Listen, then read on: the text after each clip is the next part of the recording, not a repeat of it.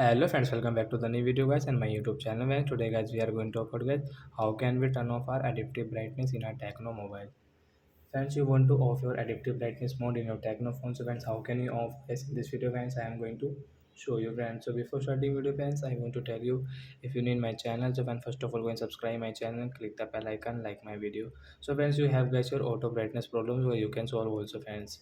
So when first of all open your phone setting and guys scroll it.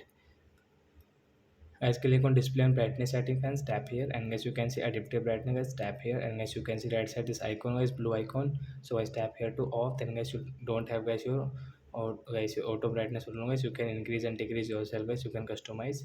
It will not decrease and increase automatic guys. So like that guys, you can off guys your adaptive brightness in your Tecno phone. So that's it guys, thanks for watching the video friends, we will meet on next video, bye bye friends. Before going guys, please go and like the video, subscribe the channel, bye bye friends.